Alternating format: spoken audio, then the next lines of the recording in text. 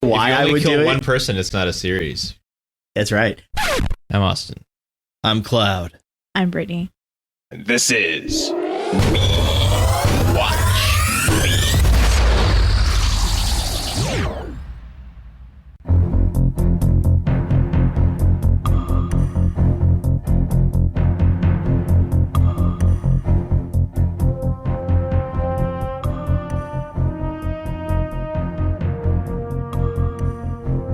Today's movie is Underwater. Underwater is Now we have to actually make a decision here because we haven't done this yet. Do I say 2020 because I normally say 2000 whatever because this is the first time we've had one of these? Underwater is a 2020 or 2020? I would just say 2020. 2020, yeah. But I never said 2018 or 2019. Okay. Underwater is a 2020 science fiction horror action drama film, I guess. I was reading from two different sources. Directed by William Eubank, starring Kristen Stewart, Vincent Castle, Jessica Henwick, John Gallagher Jr., and T.J. Miller.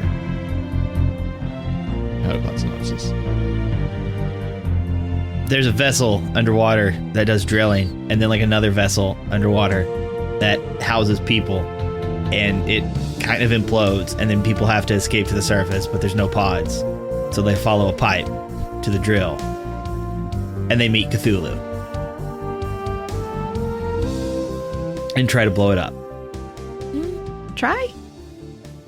I think do blow it up. Yeah, I think she Seems did. like You can't kill a god. That's the whole point. It's not literally Cthulhu. No, though. actually, It's the filmmakers Cthulhu. said that it is Cthulhu. That's they said that bogus. it's meant to be an H.P. Lovecraft monster. I disagree very with specifically, they said it is Cthulhu. And just by looking at him, you know that it is. Uh-huh. Well, if it's not Cthulhu, then what is it? It's just a thing. No. It's Cthulhu.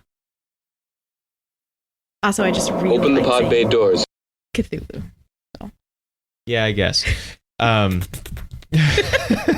do it.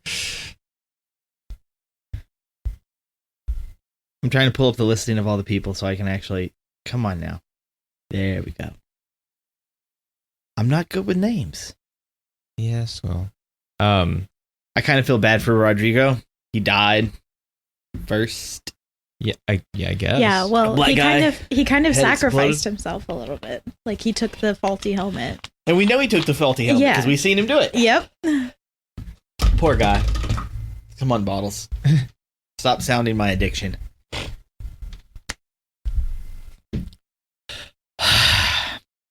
Where to start?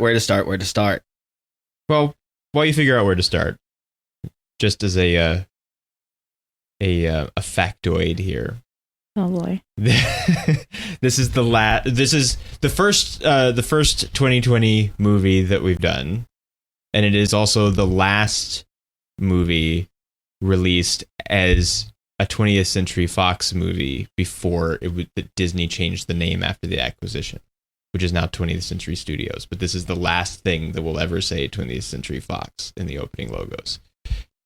So Sad. So that's a place to start. All right, so I overall enjoyed the movie. I got good vibes from it. I have very Good vibes or like tense, anxiety-ridden, like oh my god, I'm panicking vibes because that's what I got. Good vibes. Mostly. I didn't have so much of a problem with T.J. Miller's character as some people. I'm looking at you, man. Me. Yes, Some people would have. The only real direct issues I don't like were towards the beginning of the movie, whenever they're having to do like the crawling through tight spaces part.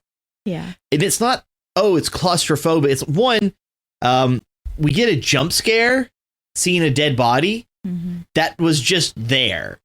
And I don't like that because So it didn't actually jump out from anywhere. Yeah, it was just doesn't lying do there. anything. Well, it's like it's the dark, so they couldn't see it, right? Until No, she she's shined like- the light on it. No, she's like right there. I know. And the problem with it is she's already looking at it. It's the camera does like a jump pan. Right. And then a loud score. And I'm like, that's not necessary. Like, what's actually scary from it is she didn't bother to close the lady's eyes. Yeah. So as she goes past it and Rodrigo gets up to it, it's staring right at him. Yeah. And And so- like in like a like help me kind of Yeah. face too. So at that point, now I'm thinking, well, is she not dead and they're going to have to leave her? Because then that would be both sad and scary. Not But it's dead like, yet. oh, just No, she was she's dead. She's Yeah, just she was dead. dead. Well, Um, the eye closing thing doesn't really work. Like it works in movies, but if you try to do that on a real person, they just open again. I'll poke their eye out. I don't care. They're dead. Please don't do that. And like it really Don't bothers me. Like desecrate people, the dead bodies. People watch movies and think that that's something you could do, and then they try it when they're in a situation where somebody actually dies, and then the eyes won't stay closed, and they're like extra bothered by it because they're like, "This is supposed to work. You're supposed to be able to close the eyes." Nah, I've seen man. movies. Like and it doesn't work. I'll grab their eyelid and just stretch it over their bottom. Gross. Just No, because bottom- then, like, isn't that kind of what one of the monsters does at the end? Except it's his mouth and not his eyelid. He like stretches it over her whole body, Yeah. and then she like blasts. That was scary as fuck.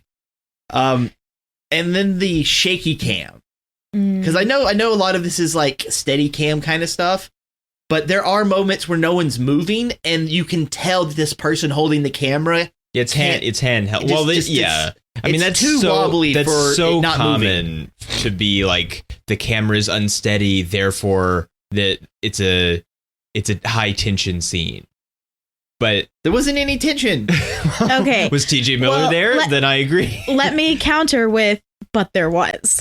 Yeah. Like, I don't know what y'all know about filmmaking, and that stuff is effective. Like, I know that you don't like it, and like it doesn't fool, like you say, like, you know, you talk about it doesn't fool you, it doesn't make you feel tense or Sometimes whatever. it But does. it does make me feel tense, and it makes you feel like it makes you feel wobbly and like off kilter. It's like it's the thing where you like take familiar things and make them unfamiliar, and like that's the scary thing, and it does work. Well, no, I mean, not every time. The but, problem like, is if everyone is moving or they're moving forward, you can tell that there is there's no stillness.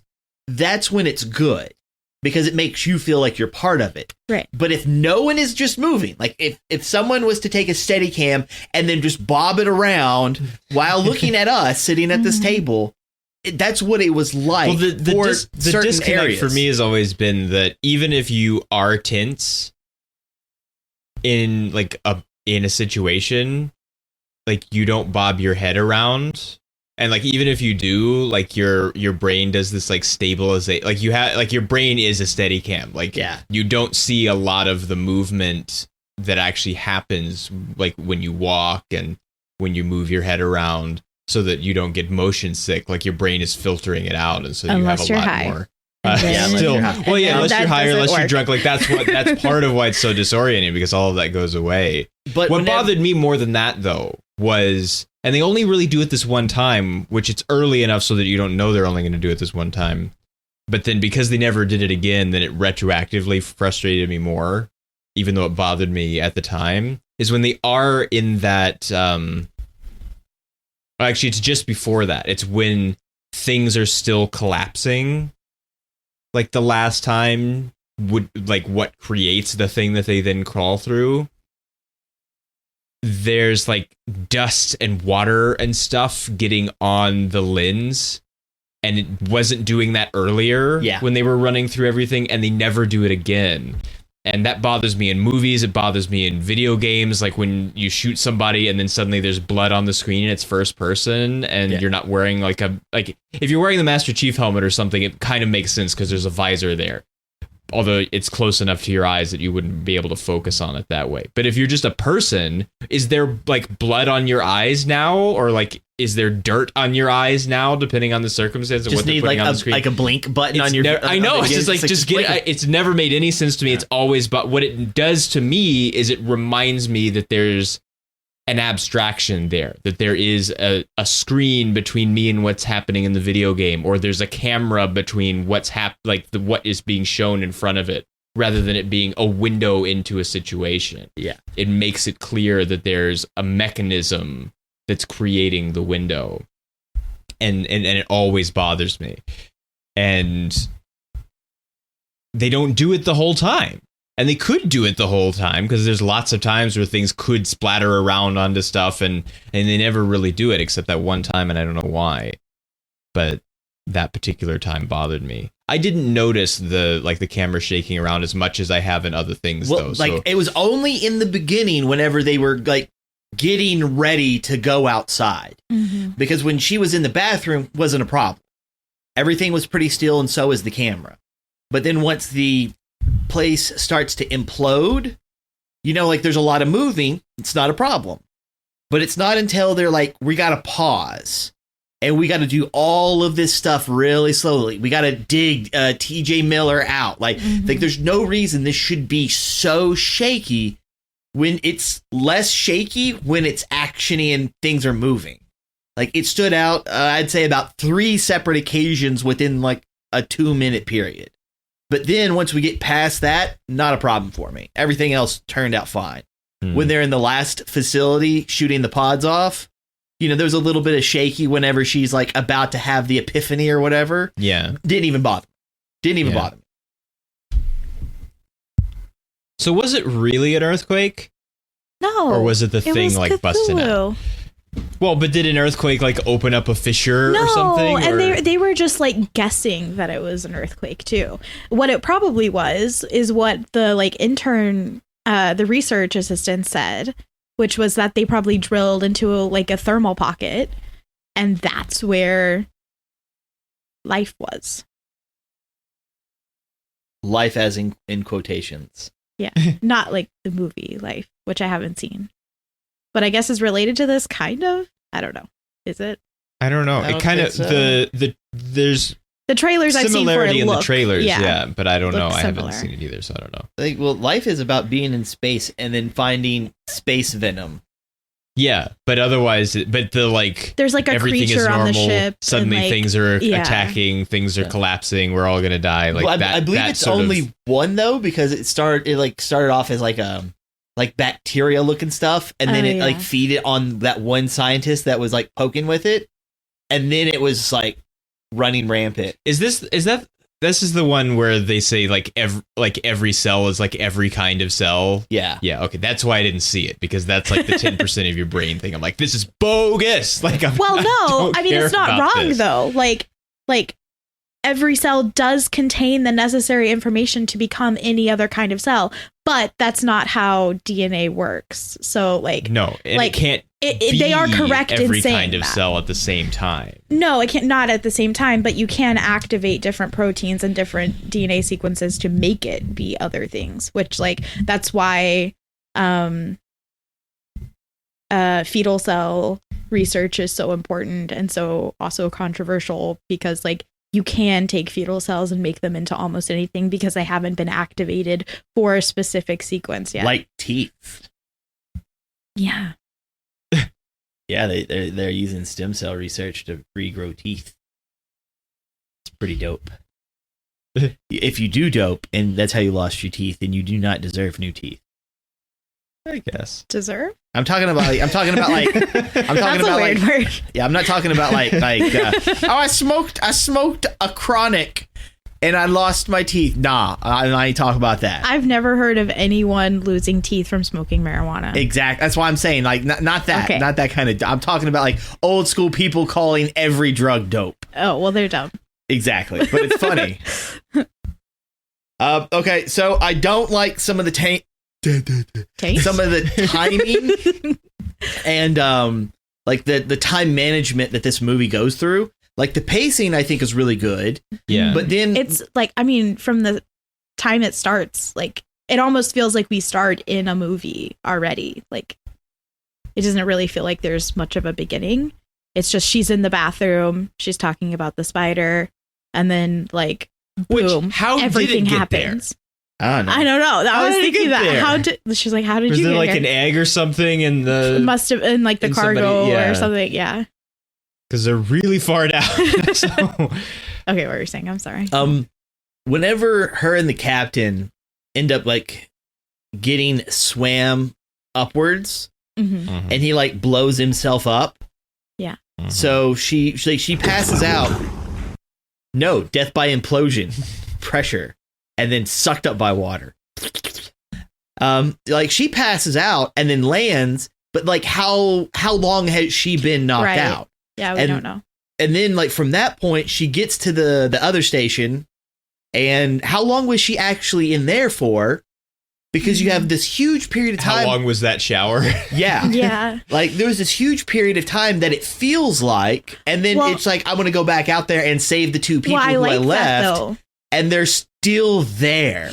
Well, I really like that, though, because it like draws, like if you were in that situation, I think those moments would feel so drawn out to you, even if like maybe not much time had passed.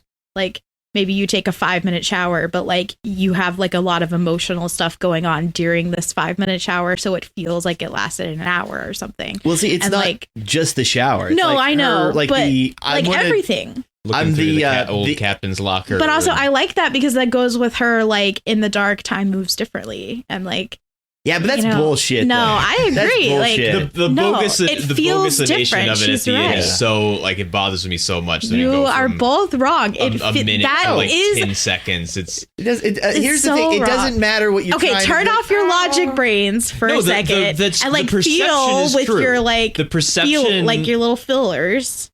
But the problem is that there's an external clock. Like we're watching them get the alien things getting closer and closer to the people, and they're not that far away, and we're told there's a minute and there's like a clock counting down. So like that, even if your perception is weird, there's an external anchor that keeps it from being. It's like it bothered me the same way that the water planet in Gravity bothered me, where like they say like we have to let the engines dry out for longer than we have before the giant wave hits us. On Love and Gravity? And and then they talk for like a minute, and then they're like, oh, the wave is almost here. Oh, you're talking about Interstellar? Yeah, Love and Gravity. Yeah. Love and Gravity. Not That's Gravity. why I said Love and Gravity. Yeah, I was like, I was confused for a second, but I'm caught thinking up about now. Gravity also because there's a lot of moments in this that kind of feel like Gravity, the like being pulled up and then being knocked out and not knowing how long you've been in the helmet until you're woken up by the oxygen warning, and like there are the helmet cracking, and there is things like that did remind me of Gravity. But yeah, in Interstellar, suddenly the engines work because they've just decided in the scene that that's what's going to happen, even though they gave us like a hard time it was going to take. And so like you can screw with perception, but if you're going to do that, you can't give an external anchor. Yeah. And like that's what bothered me. Because it seems like if it really was a minute, they're going to get caught by the things because they were closing in really fast, and they were only like 60 meters away or something. Before she even started the destruct sequence, which was really easy to do. It's like just slide these 3 sliders up and just overheat the reactor, and like no safety protocols or anything. Are you sure you want to do this? And you just hear a voice echo in the background. Yes, just do it. All right, overload initiated. You know, like normally when you're gonna like activate the self-destruct on the ship, you have to like the captain and the first officer get their keys out, or they have to put in their code keys. Yeah, but that's not very like realistic for now, anyway. So it's fine that they changed it from the like cliche thing. I do agree with you on your point of having that external anchor. If it was 30 seconds, I think it wouldn't have been as noticeable, because I like how that scene is set up. But my concern is more like the previously when she's unconscious, like from the time that she gets separated to the time that she finds the other two. Like it seemed like she had been dragging the dude for a while. They were pretty long tracks, so I think some she's time almost did out actually of pass. Yeah, and it's like I kind of like at the same time I expect a lot of time to pass, but then how are these two people have not already been eaten? I mean, these things are out there like actually hunting for them and screwing around with them. I don't know how much they're actually hunting. Like, no, I don't think they're actually hunting. I think they're stuck to like Big Cthulhu, and like so it's only the stray ones that they come across. I mean, there were a bunch of them that were like nesting at the other station that were separate from the big one. Creepy. But I don't know what they're doing or why. Really, what they're up to. I don't think they're really arms and legs hanging, and like it's so creepy. Like, have you guys seen The Ritual? I know Austin hasn't, but have you? I haven't seen it yet. Fuck. Like I've the seen parts of monster, it. the monster in that movie is so fucking scary and effective, and it does like a little bit of the same things that these monsters do. Like the giant.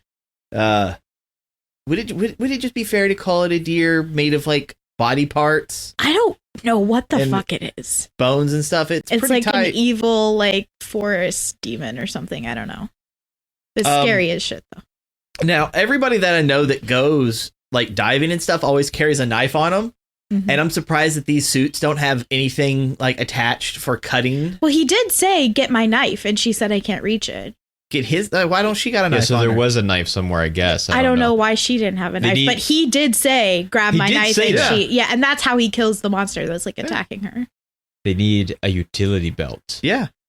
Or like something attached to their suits that they put on. Because it's just a tool, Yeah. There was a wall of tools that they took the nail guns or whatever from. So maybe they just didn't outfit themselves. They didn't prepare adequately for this like incredibly risky trip. Well, at that point, they didn't know that there were things, right? No, they just thought we have to walk over there. But you also need to prepare yourself. Like anything can happen down there, and like they said that too. You're not gonna fight an earthquake with a knife. So I guess but like things could happen. Like you could get tangled in something, or I'm also surprised that they didn't have anything to actually carry stuff with.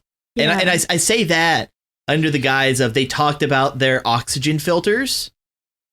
And I'm like, okay, well, what if something happens and your oxygen filter gets damaged, or it didn't last as long as you thought, so you needed to replace it or do something to it whenever you got to like your next stopping area? Because they were smart enough to like take their helmets off so they weren't having to use it at like every opportunity. Yeah. But at the same time, like the other guy, I think his name was Max, like his got damaged. So, like, he was already kind of screwed. There's nobody named Max. Smith. I don't know where I got Max from. Yeah, Nora, Emily, Paul, Captain. There are only 7 characters in this movie. Rodrigo. Not many names. I can't remember their names either, though. And then Lee. Yeah. But they said when we get to the midway station, we'll clean out the rebreathers. But then they do get to the midway station almost. And I don't see no cleaning.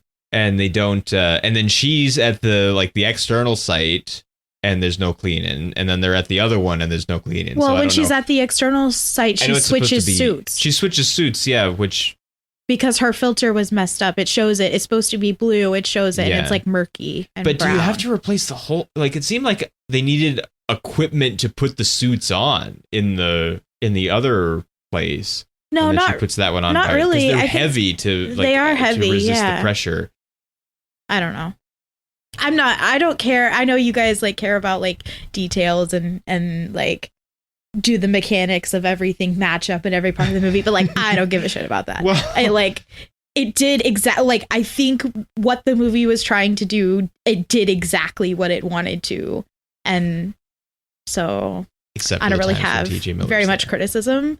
Like I don't understand how the creature that killed TJ Miller got inside, because we see where the water's leaking from and it's not a full puncture. It's just, like it's a leak, but it's not all the, because if it were all the way open, they'd be dead. Anyway. Yeah, it would have. So how the fuck did that thing get inside? It's not water. It doesn't make any sense. So like that, I didn't like that. That was like unbelievable. And while it was happening, I was like, where did that fucking thing come from? This ship is sealed. They didn't let it in. So like that didn't make any sense to me at all. So while I was watching it, that threw me off. And also that Kristen Stewart is apparently super straight, which is really the most unbelievable thing in like a deep sea, like drilling in the Marianas Trench, Cthulhu comes alive thing, is that she looks like that and she's supposed to be a straight girl. Well, but do we think it's not accurate? They're queer baiting hard, I'm telling you. Do we know that maybe she went and like shaved her hair off and stuff after he was killed? Maybe, but like, does that make it different. It's still Maybe. queer. I think it's still like they're queer coding her character. Like that's a thing that like everything about her character except for I have this There's a picture of boy. a dead Yeah. fiance. Like everything about it is coded to like she's a queer woman until it gets to that. So it's Well, very strange. Well, at the beginning though, she in her narration in the bathroom, she says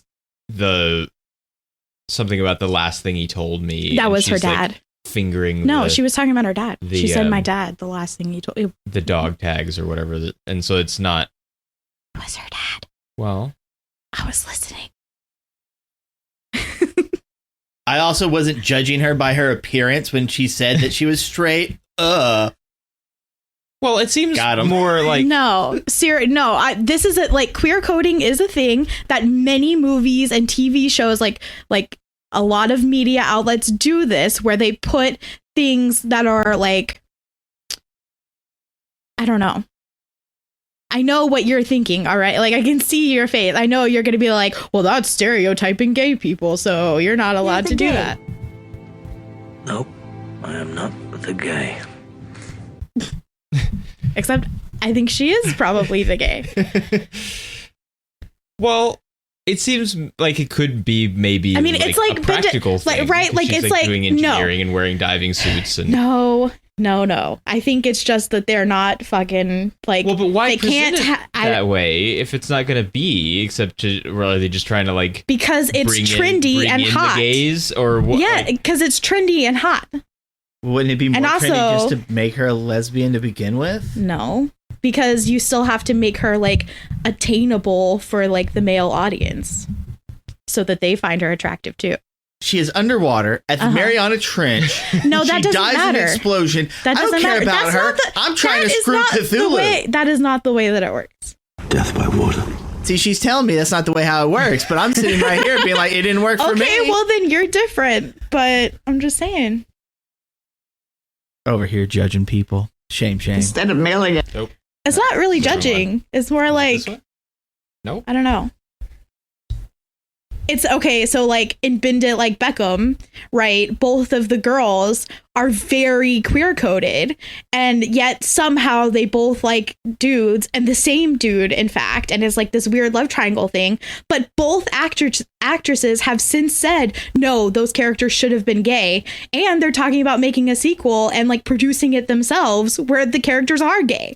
So like many people think this way about queer coded characters and have for like decades. This is a thing. There's like whole fields of like academic research devoted to this. You're like, you've got this like, I don't believe you, and like Well, I'm it's like, I confused, and you're like rubbing your forehead. I don't and, care. Well, Like, you don't care, but I do, so I'm talking about it. Well, the thing is, it's like they don't own the characters. They don't own the show. They don't own the movie. They don't own the script. They don't own the concept. They don't own the idea. Well, but They are those things actors who belong are to their paid. audience once they're out in the open. They belong to the audience, not the creators And anymore. so if the creator is like, no, this is how I created the character, it doesn't matter. That's how they created it. And I'm not going to sit there and judge the character, and I'm not going to sit there and judge I'm just the actor saying that it was based off of what unbelievable. someone else wants. No, I'm just saying in this movie, it was unbelievable to me that she was straight. And that's fine. Okay. She said she That's what I'm was, saying. and I'm not going to judge her for Sure. it. Well, I'm not judging her. I'm judging the writers. And Well, I'm allowed to. they got paid. Okay. And what did that have to do with the story? Did What do you it mean? did it affect the story in some way in a positive or Well, negative that's not how I function? watch movies. Like, it doesn't matter. Like I just said, So it doesn't you watched matter a to movie me. with a Like, character in it, but you don't See, that's where I'm more confused. Is if the movie says, here's a character, here's what features of character X, and you're like bypassing all of this. And I'm like, no, like we're talking about these characters in the movie, not the characters in the perception of other people. what? I'm talking about my perception of them, which is exactly what reviewing a film is about. But and that's fine if you think that they should have been lesbians or No, whatever. I'm not saying she should have been. I'm saying that was something in the movie I didn't believe. We're talking about things that we have criticisms of, right? And that was one of the things that I didn't believe. I just didn't believe it. Okay. like Austin didn't believe that it's actually Cthulhu. But I think it's just like it's kind of cheating to try to attach it to this other like pre-existing thing. Like just say you made a thing. Like that's it's not like they can say that, but like it's not. I don't think that adds anything to it. Yeah, I'm gonna agree with you on that. Because I watched the interview with him and Mr. H, and he did talk about like the whole like Cthulhu mythos, and then trying to have enough parallels to it, where it's like what you see at the end is supposed to, air quotes, be Cthulhu. Like, it could be like Cthulhu, like the thing in Aquaman is, but it doesn't have to literally be Cthulhu. Well, like, no, because if you're looking at like the whole, like the big Kraken thing in Aquaman, that's not like Cthulhu. No, but it's supposed to be very Lovecraft in the way that it's presented. Well, it's not even about being Lovecraftian. It's this concept of what Cthulhu is, and then having something that is supposed to be such a close visual representation of Cthulhu in a manner that you would expect Cthulhu to originate or come from, being the deep, where it's like, hey, he's supposed to come from deep underneath the water. We're deep underneath the water. Here's this thing. It's got the tentacle stuff. It's huge. It has wings. It's supposed to be, air quote, Cthulhu. A lot of it doesn't match. Like you have like the deep ones being like the fish people. And that's not something we get. We get miniature versions of the giant creature because that's what we see. Well, they're not really, though, because they're kind of like humanoid almost. Like they look very. Yeah, the big thing was humanoid. It had arms and it had the big wings. It was just too big for us to see like below the waist. Mm. Below the surface of the sea, far, far below. In impenetrable darkness, at unimaginable pressure, in a world which no human being has ever entered, they are about to make a startling discovery. Not all aliens come from space. But like, if no one's ever been down there, Deep Star 6 trailer. That's the closest thing, I think. Yeah. I would say, other than the whole we're going to end the world with our underwater alien creature magic stuff, this does have a closer resemblance to that than I think Aliens. Yeah. Uh-huh. I rewatched Alien today because all these film reviews of this movie that say it's exactly like Alien, and I was like, well, maybe I'm misremembering what Alien was like, and the feeling of the entire movie is totally different. No, it doesn't feel it's not the same at all. It's not even close. It doesn't even have like similar moods or anything. So I don't get it. Yeah, like this one was much faster paced compared to like the slow crawl. Mm-hmm. So I understand why they would try to have that and connection. There's nothing inside. They're not trapped inside with a thing. And this one is more just like all of this stuff is happening and it's like tense and stressful and scary. But in Alien, it's more like there's a story happening. Like they're like, and the characters are more important, I think, than in this. Yeah. Well, the most or at least more fleshed out. The most important scene in Alien is the breakfast scene. And there's nothing like that in this. Mm-mm. We don't get to know anybody. No. We don't even get to know her before all the stuff starts. No. Like, it's just immediate.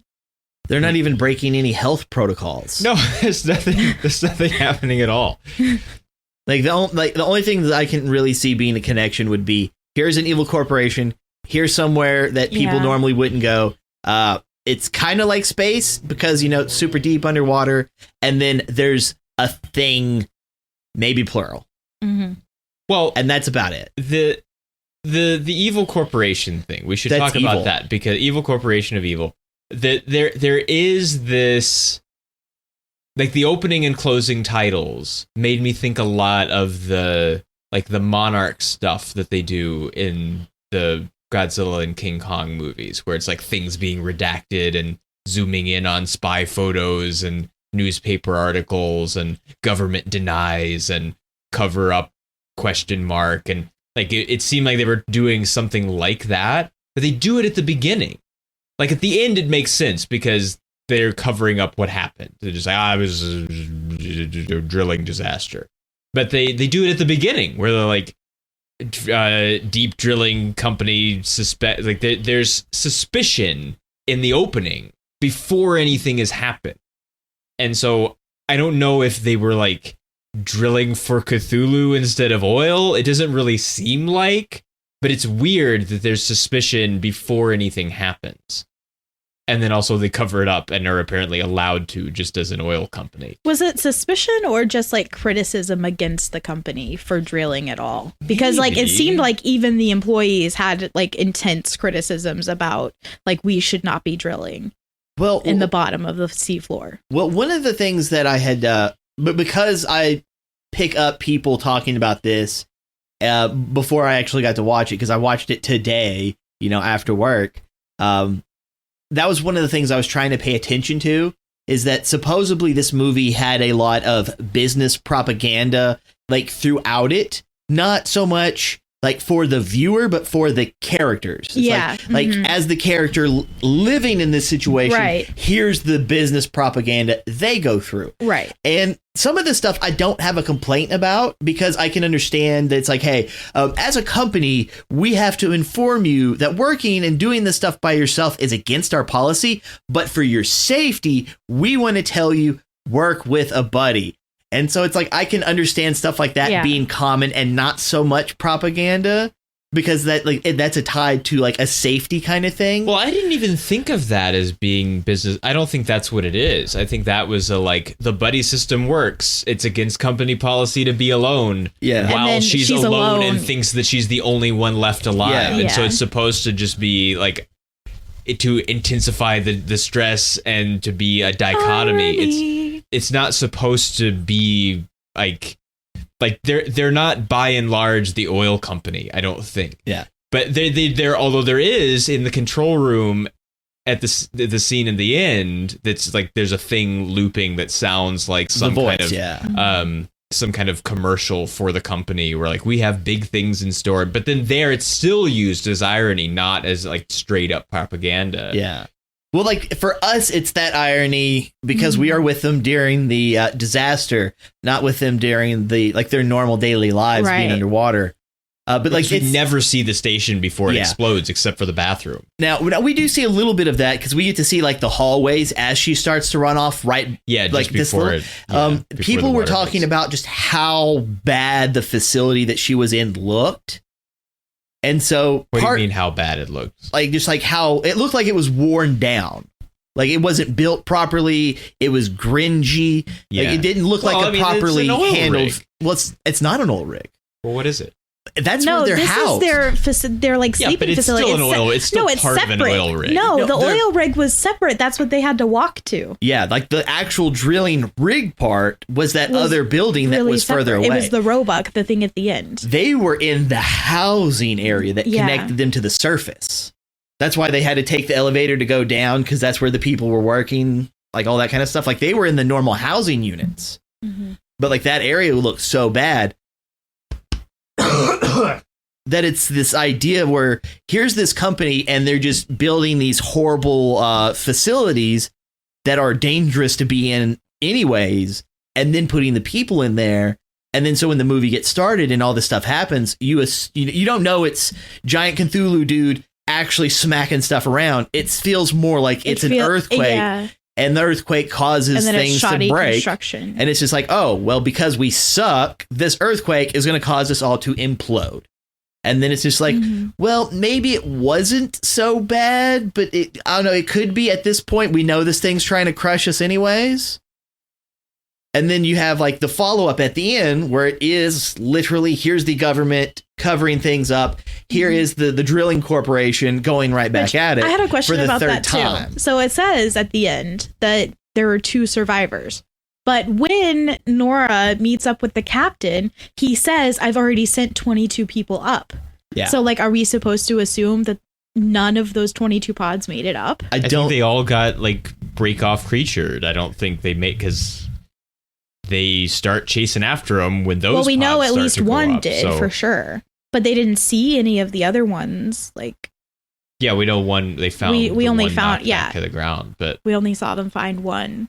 Well, the only thing, because I was thinking about that, but what I was first imagining after the whole redacted kind of stuff would be that the company found them and then got rid of them, and then they thought that but was all of it. They didn't know anything about the monsters, though, because they got out before. Well, see, that's where the first rig comes from. Mm-hmm. All right, so between some speculation, Okay. between some stuff that the director himself said, Okay. and then me just kind of putting some pieces together, Okay.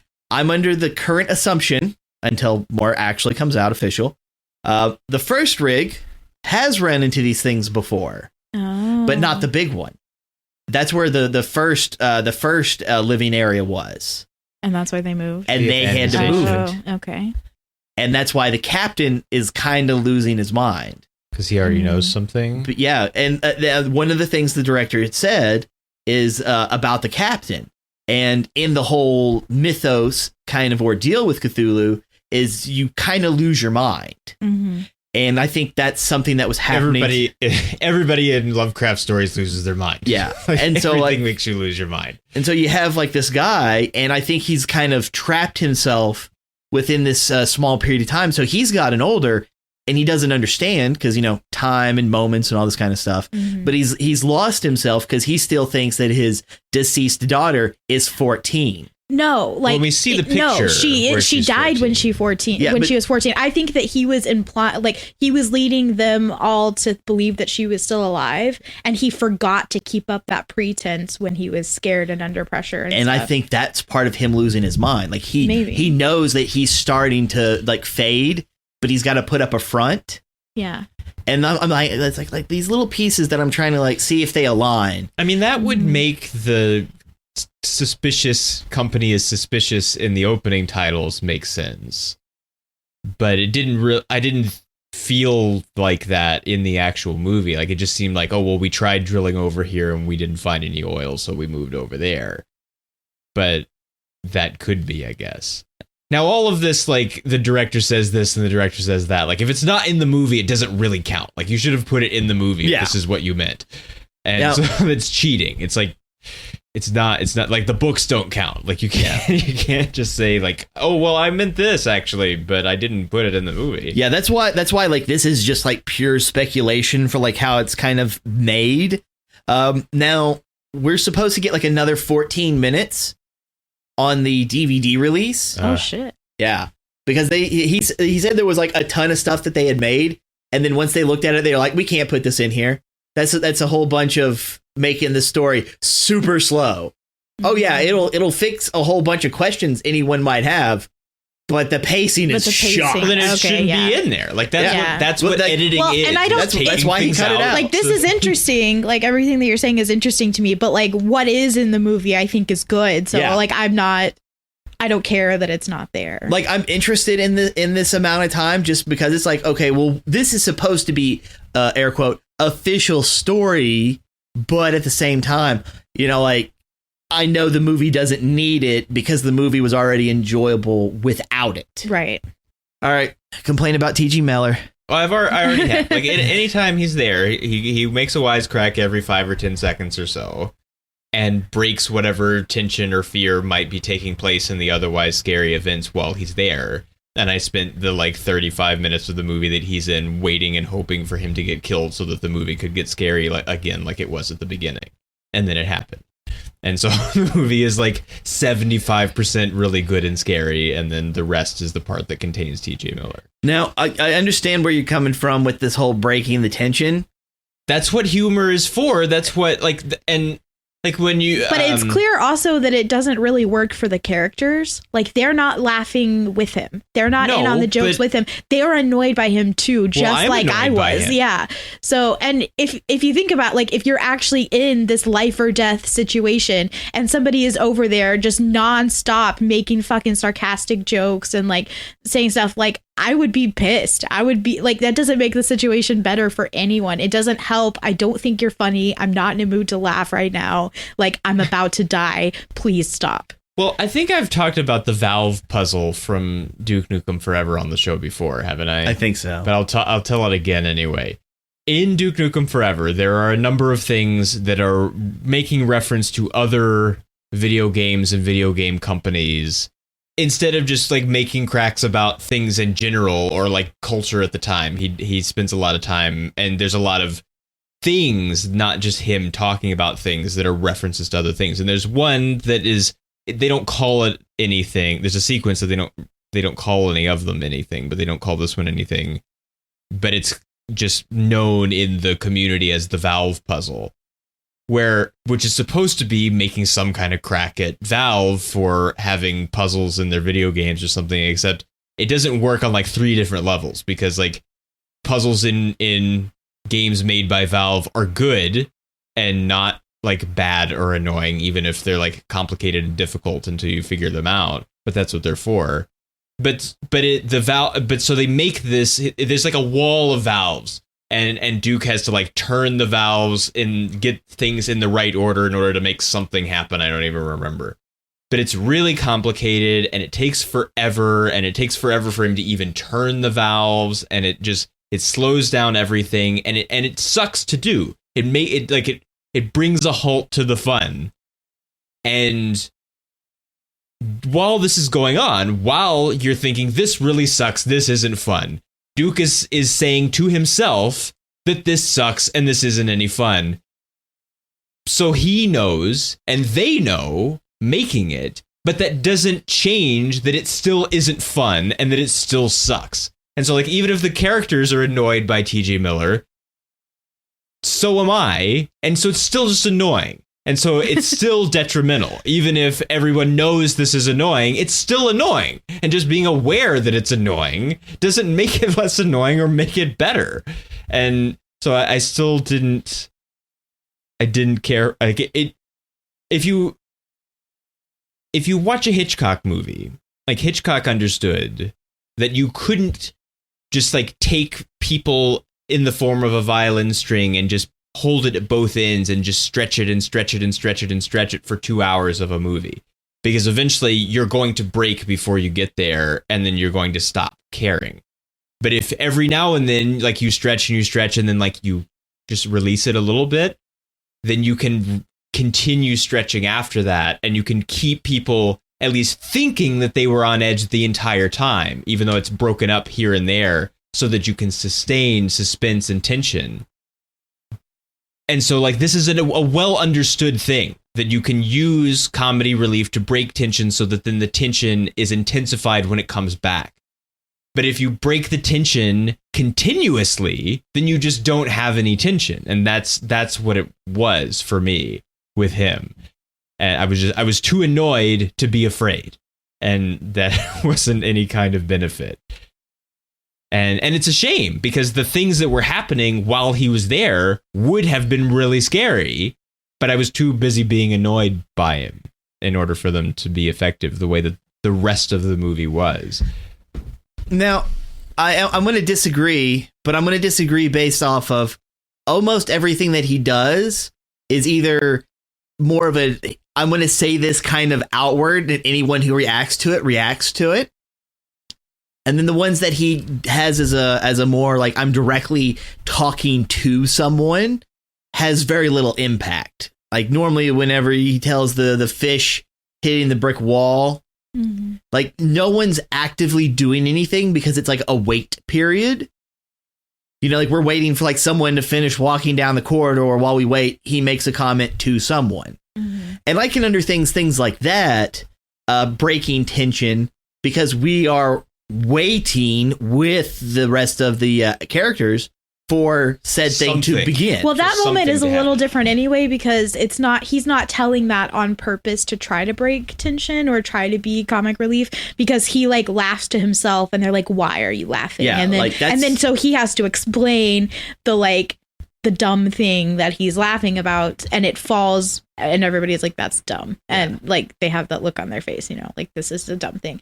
But also like he wasn't taking it upon himself to be like, oh, I have to say something to to lighten the mood. But then you would have him, he's like talking outwards about like the whole, like there's like the body. Yeah, during the dives, Yeah. when he's especially damaging. And I'm going to see, that's the thing is like, if I'm in that and I'm out there, you're like, oh, you're safe inside your little submarine thing. I don't care. I don't give a shit about how you feel. He's trying to keep himself from being scared. Yeah. But he's also keeping me from being scared. So in that There case, you go. realism Well, it's and this movie thing of structure like collide. It's this thing of like, and I do know people like this, like in real life who do this, where they have to like they have to keep saying things and keep like They talk when trying they're to be nervous. funny just so they can pretend to hold on to this, like, I'm a cool guy and I'm not scared by anything because I'm a man kind of thing.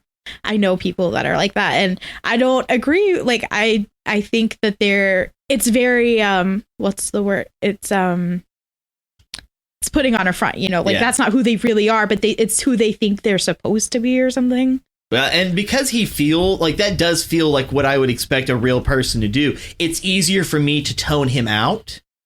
Matter of fact, one of my favorite scenes is him handing the rabbit to the lady. And if you lose this, I'm going to haunt you. Well, the rabbit. I did laugh at that. The thing about the rabbit is that the rabbit, like, people continue to care about the rabbit. Like, they carry the rabbit around after he died. They look at it and they start to cry. And I don't understand why, because nobody seemed to like him while he was alive. And so then, like, now that he's dead, now we care, I guess. No, I think they did like him in a, like... I mean, he's a person, I guess, so it's still sad that he died. But also, I mean, like, Smith liked him. Like, he was, like, smiling. Yeah, like they were. I mean, not laughing at his jokes, but like they seemed to like his presence. They were pipe repair buddies. Yeah. That's why Smith's like, no, I'm taking this. Mm-hmm. You know, because he knew how he was supposed to do stuff. They were experienced. But divers. the bunny at the end being like tape measured and like the evidence photos is hilarious. Funny. That was the only So thing good. related to TJ Miller that I thought was funny, was the rabbit being measured in the evidence photo. And I don't know why it was there. It was what so they funny. could possibly have been Like, doing. it was really great. But that was funny. Boy, that stupid rabbit. Like, here, it's your turn to watch over Mr. Fluffums. Was that his name? No, it had a name. I can't remember. He says it a bunch, so I should. Did he? I was too busy being I just annoyed, heard I him think. say bunny, I thought. I think he used a name sometimes. I want TJ Miller's phone number. I'll just call him up, like, bruh. Remember when y'all were filming What did you underwater? call the buddy?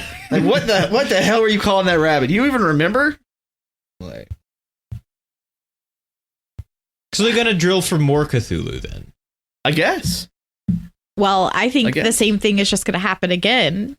Like, they're just going to get it set up and then be attacked again. And Which, like, there is so that's a question that I have too, though. 'Cause, so, like, there's this narrative, maybe, that people who are watching it think that the corporation is evil and might know what's happening. But isn't it possible that they don't know? Because, again, like, all the footage was destroyed. All the evidence was destroyed. The article says it was destroyed. It doesn't mean it was destroyed. How could it not have been? She blew it up.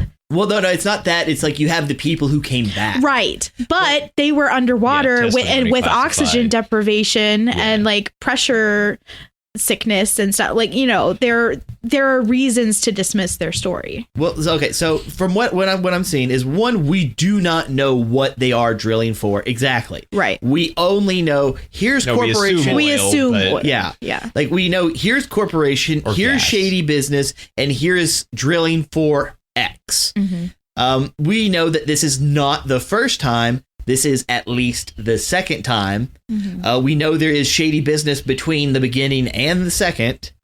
So either there's something that is so important to them Money. that they, well, it could be simply money, but I'm sure there's easier and cheaper ways to get money than, you know, like, oh, we need to build another 5 facilities and throw them in the Mariana Trench. We don't want to die, because if we die, we can't make money. That's right. I want that on a shirt too. Or it could actually be like Cult of Cthulhu stuff. Mm-hmm. And hey, we're the corporation and we have the money and we're trying to resurrect, you know, our tentacly boy. Well, job done. Which is the alien thing. And there we go. Weyland Yutani has been after the alien for the whole time, apparently, according to the Prometheus era movies, which I don't particularly care for that bit of narrative that he's attempting to add. No, but- Waylon was after the engineer. Yeah, but 'Cause then the it engineers becomes had- the alien. Like now, David is at, or not David? Is it David? David Is he still wants called to David? make David the wants to perfect make, machine. make the alien. Yeah. So that's where we are, and then we've been there for like what 3 years now, and we haven't had another movie yet. Yeah, thank God. Um, No, wait. Yeah, I think it's been about 2 years maybe since Covenant. Maybe. Could have swore it was. I think it's got to be longer than I think that it's because been we 3. had it at the theater, and that's been 2 years almost since it closed. In May, it'll be 2 years. So Yeah, so it would have been 3. At must have been least. like late 17 or something.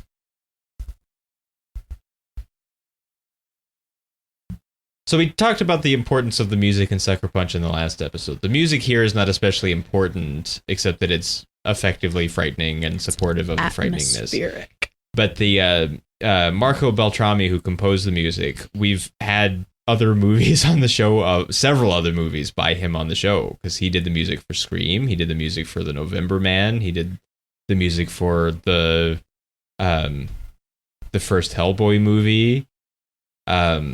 So we've had his music around a number of times. A Quiet Place, he did the music for A Quiet Place, which is relatedly frightening.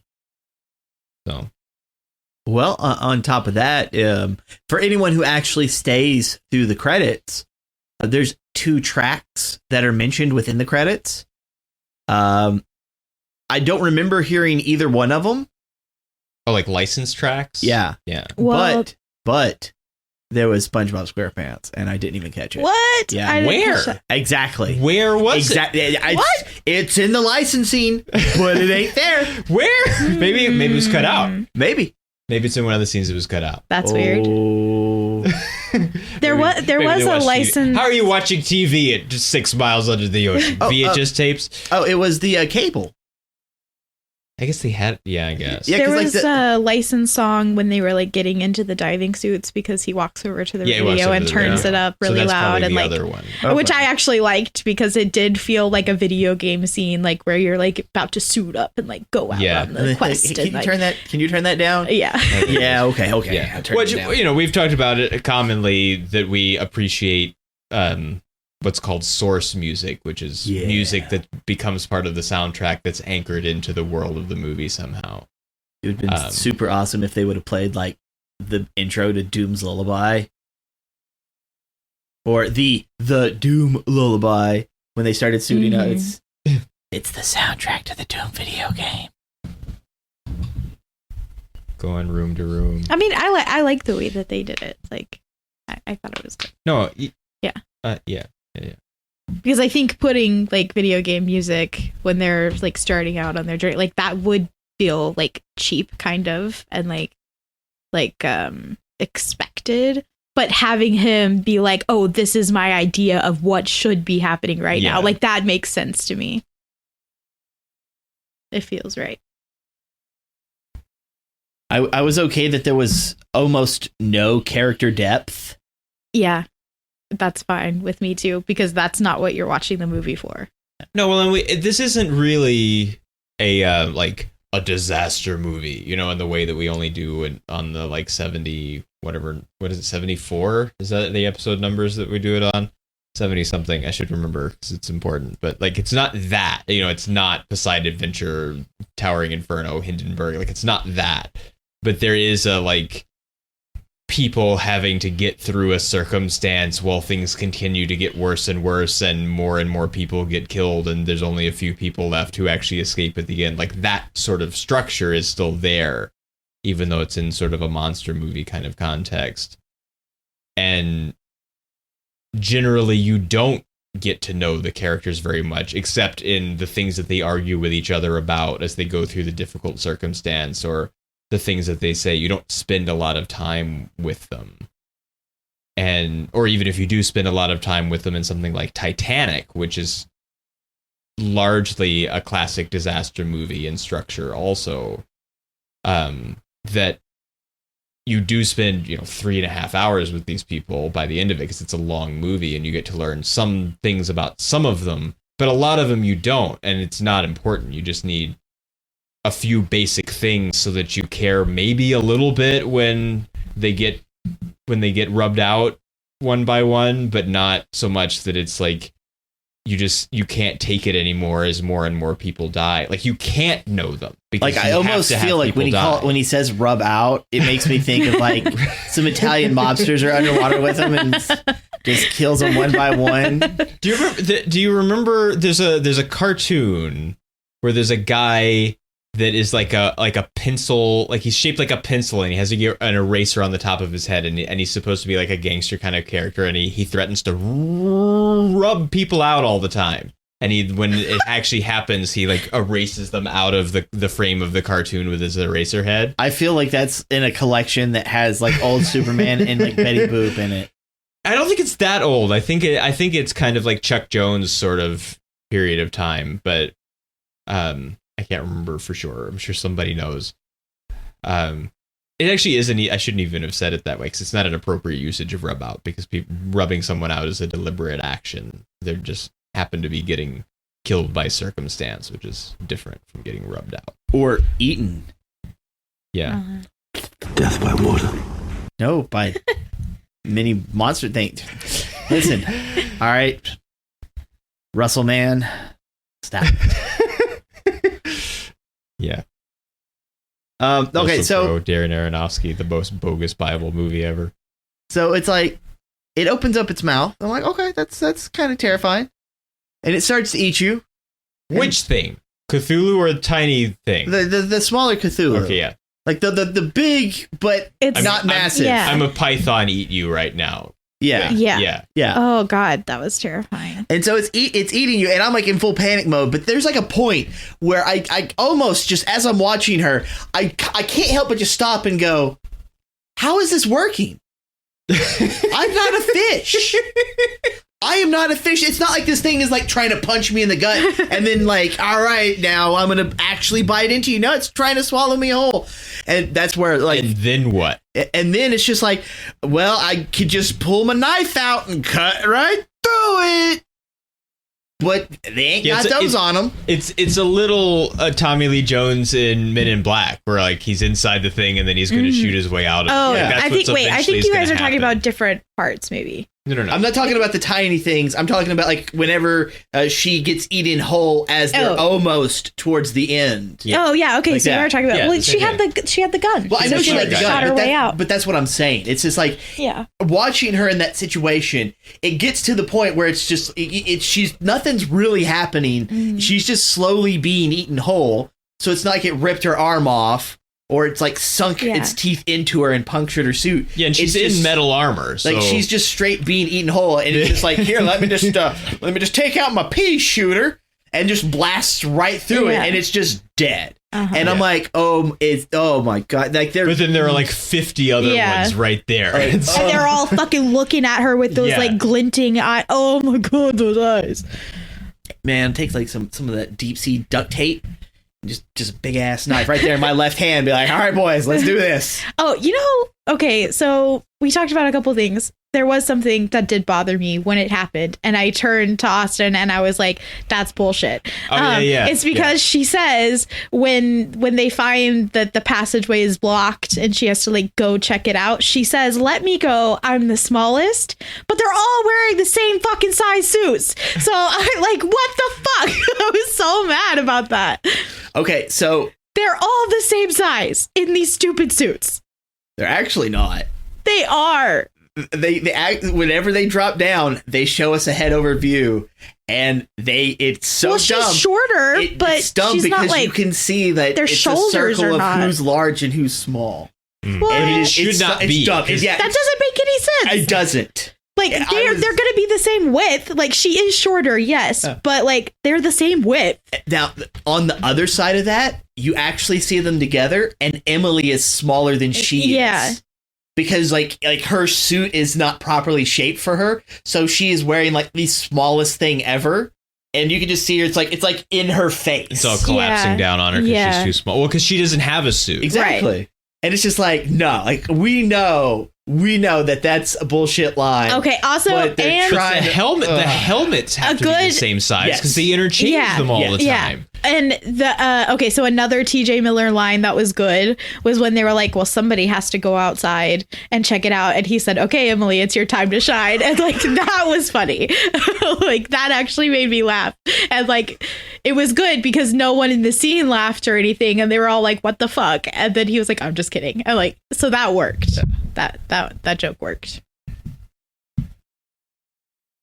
I laughed. Yeah, me too. I laughed internally because I'm in the theater and I'm like biting my tongue. It does seem like, yes, she's a research assistant, but Poor she's like Emily. 6 miles under the ocean. And she's been there for several months now, and it's like a generally scary circumstance that she should be a little less timid maybe than she is I don't by know. now. But Well, when we got home, I talked to you about how, like, if I were in some kind of situation like that. Okay, so the thing about me is that I'm really fucking like, I love the ocean. I love water. I love swimming. I love, like, ocean creatures.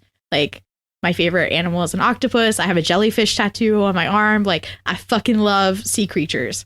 However, being in deep, dark, like, oppressive water and like having unknown creatures, that is one of the that is one of my biggest like, I'm almost gonna cry, like, just thinking about like deep dark water and like all of these things. And so if I were in this situation where I have to like go out into open water, like, I would not do it. I would probably just sit, like, everyone would be like going down and I'd be like, I'm not fucking going. I'm gonna sit here and cry and like not move, and I will die this way instead of that way. Like, Don't worry.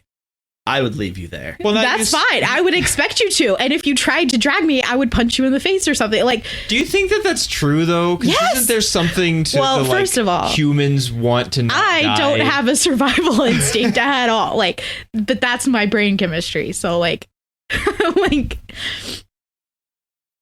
I would not fight to stay. Like, I would not fight to go into something. Like, 'cause it's like a paralyzing fear. Like, when you have a paralyzing fear, you literally can't do it. Like, no like pep talk is going to get you through it. I'd use her as bait for one of the creatures. Well, Start betting money. You would. I mean, you would not. from hey, from Like, what would say like you you would. say, you say that you would, and even in the situation, you might make a joke like, I would do this, but you wouldn't actually, because you're not a serial killer. So do you know, like, do you know why if you I only would kill do one it? person, it's not a series. That's right. Do you know why I would do it? Why? Because it tried eating her whole, and then a flare gun killed it. yeah. But Probably- you didn't know that at the time. Like, you wouldn't know Just that at saying. the time of like, I know it now. time to go. And if for some reason we woke up and we were put in that situation, okay. I'm saying you wouldn't have been able to get me into the suit in the first place. I would have locked myself in a closet or something. I would not go. I'd be busy poking that lady's eyes, trying to get them closed. Oh, I can't remember which one it's at the head of, and I don't have it isolated. So it would have been perfect. I don't have it. 'Cause, like, there's the thing where you say, poke him again. I can't remember which one it's from. Poke them again. Do it. I have no idea which. I can't even think of which one it would be from. I don't know why, but I'm thinking of Emperor Palpatine going through the order for Big Smoke. I don't even think that I can imagine that. Like, you just said it to me, and I'm trying, and I can't make it work. Like, I can't make, like, because the Like, Big just Smoke like the Death Star, the just big- like flying by like a planet that's the shape of like a burger joint. the Big Oh my Smoke God. order is really, it's really dependent on his voice, I think, to work. It's not just the words that he says, it's the voice that he says them in. And so I don't know. I can't make this happen. You know something I kind of wanted to see? If it didn't have it, so I'm not complaining, but it's just like whenever they're in the thing, it doesn't matter what thing, they're in a thing, and then there's all the noise from the outside, and it's like, oh, well, what's this? And I don't remember what character it was, but they end up like touching something, and it makes like a pat sound. and then there's like a reverse to it from the outside. I want to see something like dueling banjos. Not specifically dueling banjos, too complex. But I'm just saying it'd be like, instead of it just being like, and then a reverse, it would just be like, all right, doop doop, doop doop. Mm-hmm. You know, something where it's like,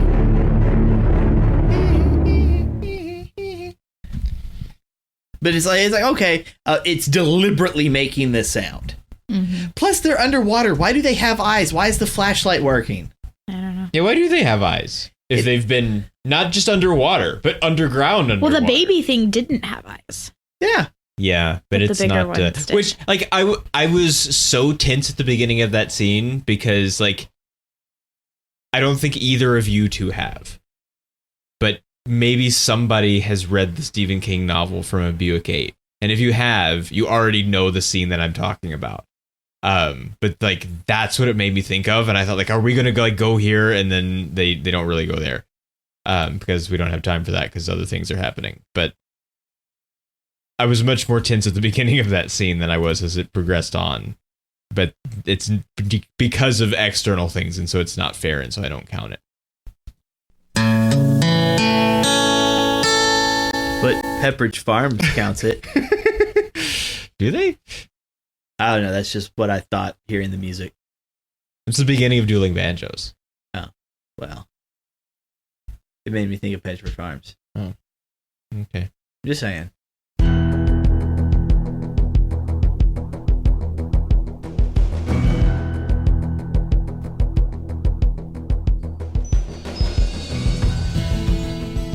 So how do we feel about stars?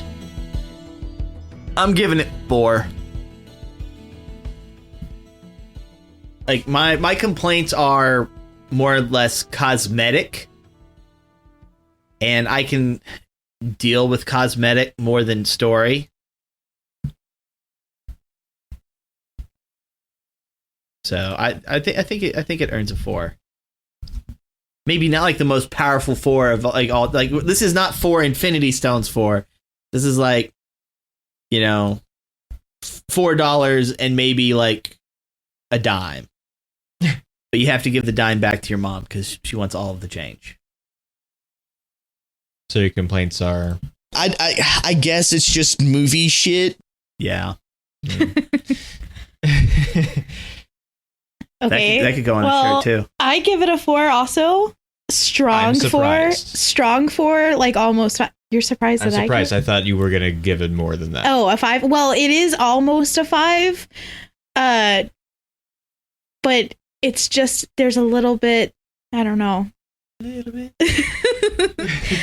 There's a little bit that just doesn't feel, I think it might be the TJ Miller stuff. Like at the time I didn't think that it was, but that could be some of it. I'm not sure. There's just something about it that keeps it from a vibe. But in terms of how effective it was at making me tense and scared and like anxious and stressed, like I felt so stressed out watching this. And I mean, that's part of like my paralyzing fear is like deep, dark, open water and stuff. So like that did it for me. And like I left the theater with my shoulders and neck aching because I was tense so much the whole time. And my hand was aching too because I was like squeezing Austin really hard for a lot of it. But so the real question is, if you're blind, would you have the same fear?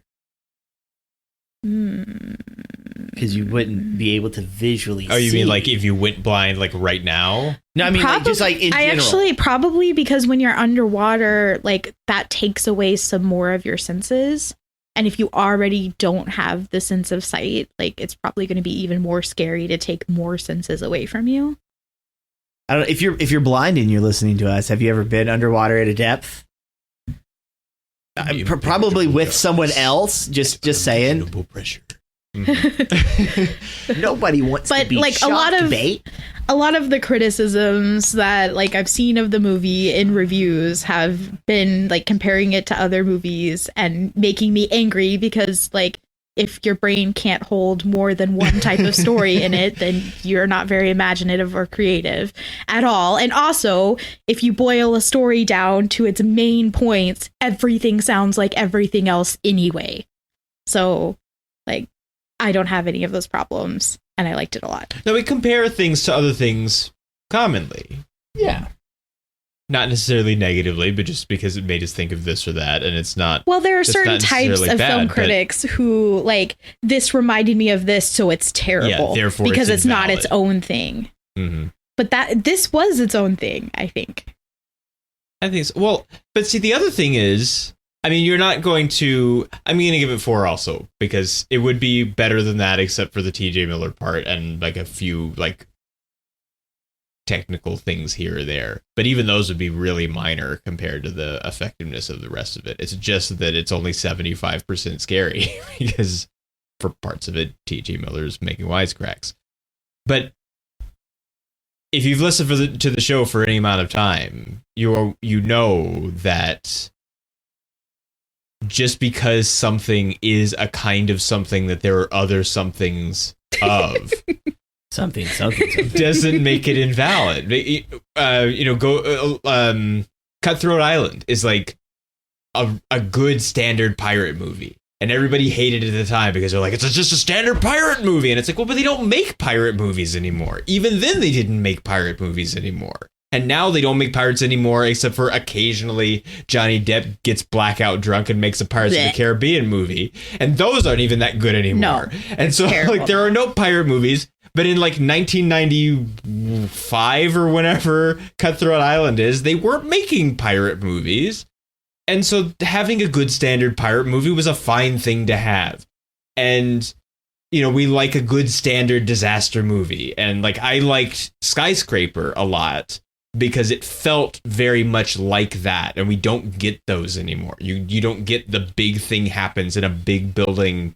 You know, we talked about in the Collateral Damage episode how they had to delay it because they thought there was going to be sensitivity because 9/11 had just happened. And so they had to cut a bunch of stuff out and change it and just have it go. And then like action movies with large scale damage in them went away for like 10 years.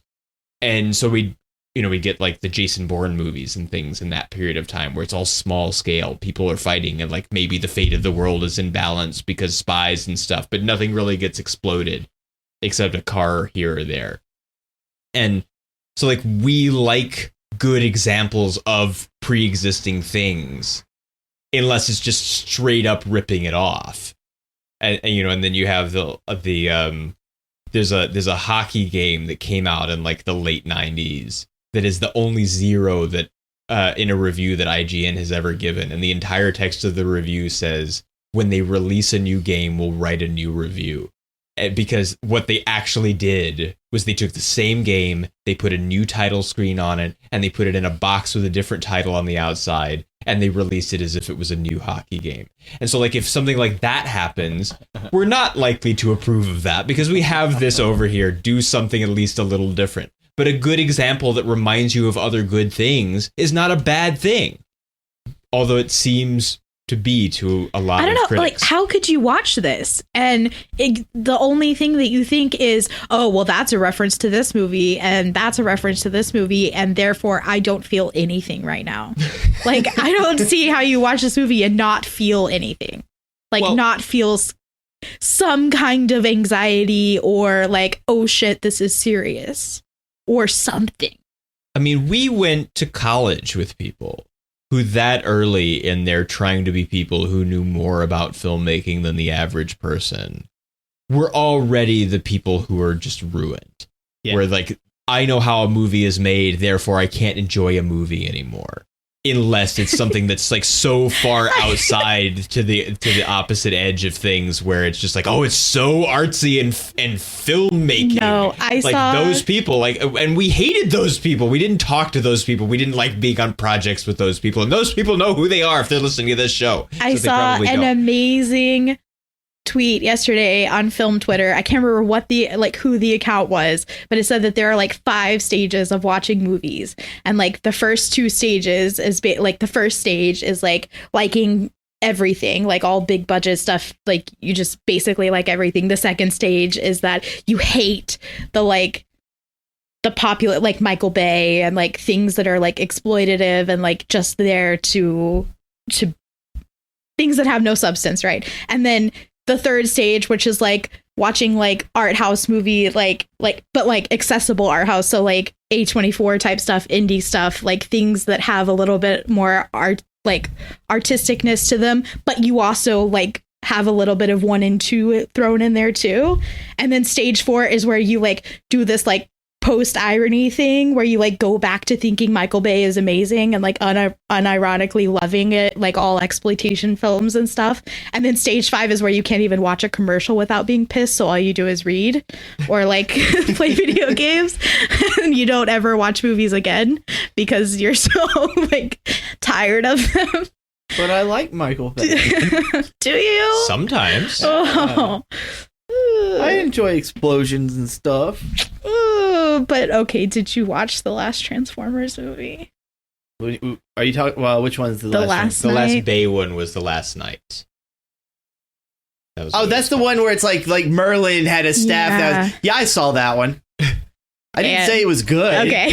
Well, you said I saw liked tiny it, bits so, of like, it because we had it at the theater, but I never watched I it. hated it. Like- And like like, the did it- switching perspective all the time that happened, format, and like the format switch between IMAX and scope. Yeah, ugh. because it did it like TJ Miller making wisecracks. Like it did it like in like 5-second intervals half the time, where it was just like this piece of this shot is in IMAX and this piece is not, and it's like just stop. Yeah, it would be in the middle of action scenes too, so it like really takes you like it's distracting. Well, This is the thing that Nolan knew better than to do. He was like, this scene is going to be in IMAX. Yeah. And then like this next scene may not be, but it's going to be long sequences before you switch most of the time. Every now and then he would pull a switch, but it was slick enough that you didn't really see it, and it was uncommon. Well, because the last night was brought up. I am an absolute 100% avid Godzilla fan. And in that community, there's a lot of people who will claim, "Hey, I like Godzilla. It's my favorite." And then proceed to skip every human interaction scene there is in any Godzilla movie. Mm-hmm. So they're just fans of Suitman technology. They're just a fan of Suitman technology, which is fine. Some of that is awesome. But I like watching the human scenes because there is story there. Mm-hmm. And depending on the era and the movie, sometimes there's meaning they tried to sprinkle in because, it's like the 60s and the 70s and people had things to say. But The Last Night is the only Transformers movie that I would actively just skip any human interaction scene. Just because not only is it a mixture of completely unnecessary, but it is also detrimental to the story. It's like, all right. It's like negative story. So like this right here, this person is talking, and we could just have just mindless robot action violence, and there's more story in that than there is him opening his face. It's like everyone talking. is now dumber for having heard this. Listen, kind of yeah, thing. I would encourage you if you feel the same way as Cloud to watch the movie Revolt, which is like bananas, but it's like robot violence, and it's not like terribly well made, but it skips all the like story that doesn't matter stuff, so that's great. And it has what is that guy's name?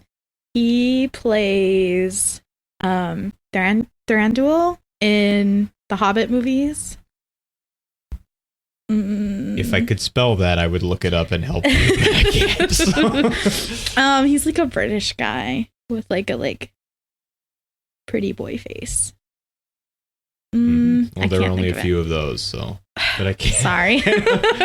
Sorry. He has a name that's either like 2 first names or something.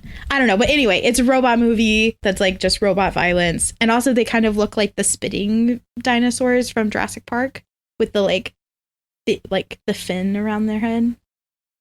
Do you know what I'm talking about? Yeah. Yeah. So that's cool. Anyway, that's The Last Night without story. And without a budget. And without being 3.5 hours or whatever the last night is. Yeah. It wasn't it was Extinction that was the one before that one, right? The fourth one? Fucking know. Age of Extinction. I thought that one was okay. I can't remember the order of Transformers movies after 3. Like I don't know the names of I think like it must half be of because them. there are only 2 Wahlberg ones, right? Yeah. So it must be Age of Extinction. Okay, yeah, because like I actually enjoyed And then the Bumblebee. first Mark Wahlberg one because like I haven't seen either one. The last Transformers movie I saw was Dark of the Moon. yeah, because like they really do, they kind of go in and be like, all right, well, we're gonna get rid of the cast of these people and we're gonna redo some stuff, and we have to have interesting ways on like bringing them in. So Mark Wahlberg works at like a large scrapyard, and when I mean large, it's like huge. It's like the scrapyard from Real Steel. Yeah, it's like from Real Yeah. Steel. And it's like, oh yeah, some of the Autobots that are being hunted down are like hiding there and he doesn't know about it until people show up and he's like, what's going on? I'm just trying to run a business. And there's Autobots there and it's just like, oh my god, it's Autobots and people, why are they hunting Autobots down? And of course Bumblebee's there because Bumblebee's a face. And then it's just like, well, things gotta happen now. And then they have dinosaur robots, which are awesome. And then it's like, oh, we're melting them down for their original metal components and using that to make our own Transformers. But we're using Decepticon parts as well. And now they're turning evil on us. And for some reason, we can't remake Optimus Prime because he keeps turning out to be Megatron. And then you find out why. And then the movie immediately turns into a Chinese shill. It's like, oh, that's where they made all their money back. Because now it's all in China. I'm done watching it. China.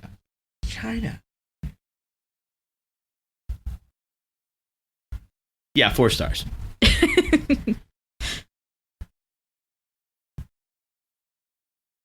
The last night or this or both? No, this You movie. didn't see the last night.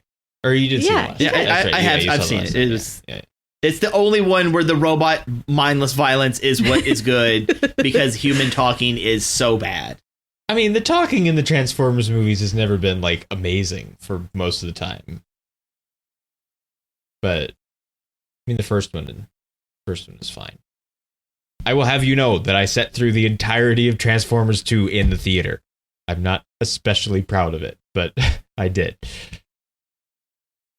I didn't see the first one in the theater. I saw 2 and 3 in the theater. I like the first one. 3 is okay. 2's not good, but it's kind of not their fault because it's during the writer's strike. We lost so many things to the writer's strike. We lost Heroes to the writer's strike. We almost lost Lost to the writer's strike. We lost Transformers 2 to the writer's strike. We lost so many things. Really sad. I'm glad they got paid, though, I guess. You guess. I mean, I am glad. Yeah. But he's guessing they got paid. I guess they got paid. Mm-hmm. I don't know. I didn't see the checks.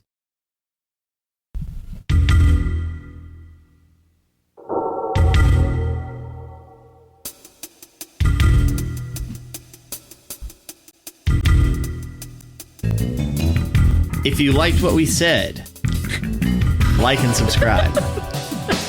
If you didn't like what we said, Then leave a comment and tell us to like die. and subscribe anyways. What does it hurt? Yeah. Maybe we'll say something you like next time. I won't. Don't put that on me. What, to say things that people will like? Yeah. I refuse. No, that's not what we're here for. We're not here to tell you things that you like. We're to just tell you But what you we might think. like it. You might like it, but we don't care either way. We're going to say what we want. And that's all we have to say about Underwater. Which we didn't talk about the poster. Because it doesn't have like a cool tagline or something. Because nothing really does. I mean, it says 7 miles below the ocean, so for something has awakened. Which is not as cool as at unimaginable pressure and impenetrable darkness. So, but the poster does look very much like the Ad Astra poster. Because it's just like her head turned into the side and you can see the collar of the diving suit, which is basically a spacesuit. And like the text is even really similar. So there's that. And I guess that's all we have to say about Underwater. And goodbye to 20th Century Fox, I guess. We'll see you next time. Later. Bye.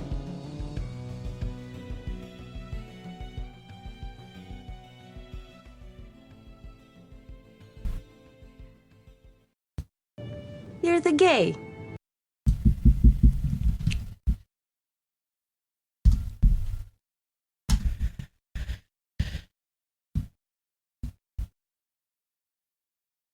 Death by water.